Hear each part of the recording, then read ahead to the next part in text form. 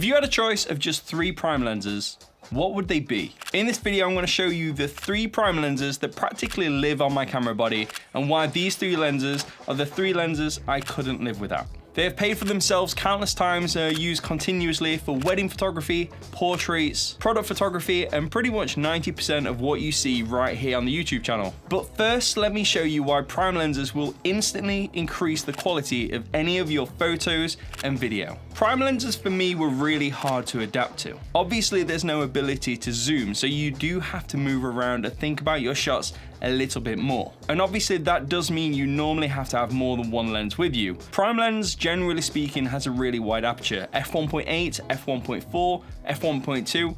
I've even seen them go down to 0.95. The wider the aperture, the shallower the depth of field. In simple terms, the lesser your image that is going to be in focus. Cinematic is the word that gets thrown around a fair bit for this, but it's pretty much what clients are drawn to because they feel it looks a little bit more professional. But also practically, it allows you to hide things in the back of the photo which you physically can't move.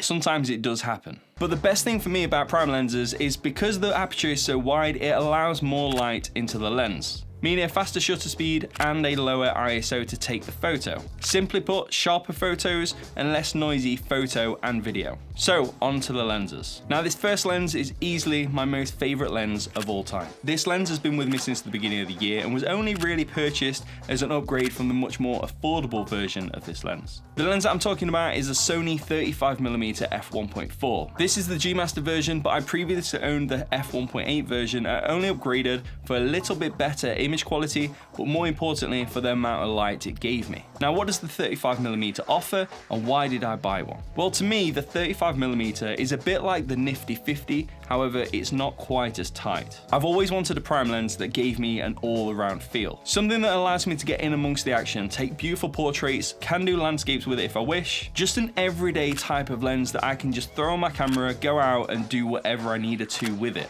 But for me, the 50mm is just a little bit too tight for a lot of the situations I find myself in. So I took the plunge, bought a 35mm, and I've never looked back. This lens literally goes everywhere with me. It's my main wedding lens when it comes to both photo and video. It goes on my main camera first thing in the morning and doesn't come off. I've used it for pretty much every single thumbnail this year on the YouTube channel. I use it for the B-roll here in the office. I've used it for pretty much everything. Now, it's not what I would call an affordable lens. And there's a lot of other options out there for 35mm, but this one, with it being a Sony G Master, comes with the standard build quality that you would expect from Sony. Now, sometimes even the 35mm can be a little bit tight. If you use cameras like the A7 IV in S&Q mode, you're gonna be shooting in APS-C mode, so you're gonna get a 1.5 times crop, which if you're using 35mm quickly becomes a 55mm give or take. So then you need a much wider lens to go with your 35mm, which is still gonna be small and a fast lens. This is the newest lens to my collection. I've had it for around about 4 to 5 months, but anytime I want to go out and film a video, this goes in my bag. This is the Sony 20mm f1.8. Now this lens isn't a G Master like the 35, it's just a G lens, as Sony call it. But it still has the same look and feel that the G Masters come with, still the nice textured body, and still with a declickable aperture ring. And look how small this lens is, easily the smallest lens that I own. I'd personally say that it's the perfect match for cameras such as the A7C Mark II. If you're wanting to go and start making content for social media, for YouTube or anything like that, that combo is perfect. Now this lens is obviously slightly wider than the 24mm f1.4. The 24mm is a fantastic lens, we do use it quite a fair bit in the weddings, but it's not quite wide enough to suit my own personal requirements. This 20mm is ideal for them big opening establishing shots in any video. It is still perfectly acceptable to take portraits if you want a slightly different look or feel to them. It's simply a lens that has solved the problems that I had.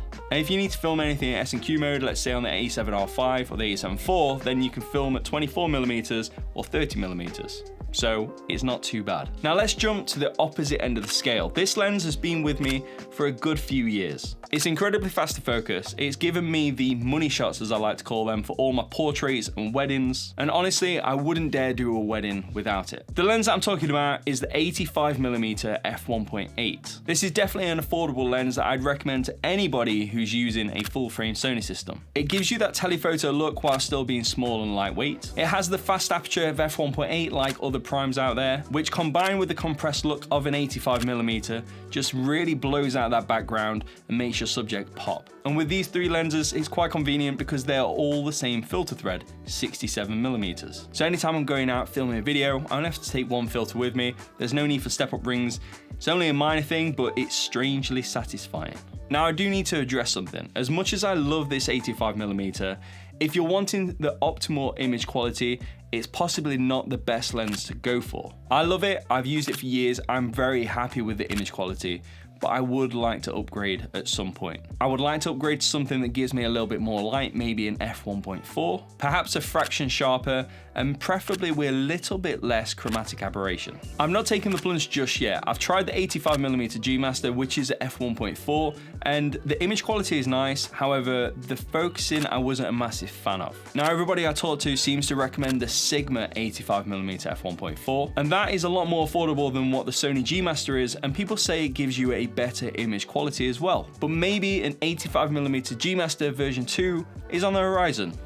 Who knows? Let me know what prime lenses you couldn't live without down in the comment section below. And if you don't want to keep carrying around prime lenses and you just want the one lens that can pretty much do everything, I recommend you watch this video right here because I may have found a solution.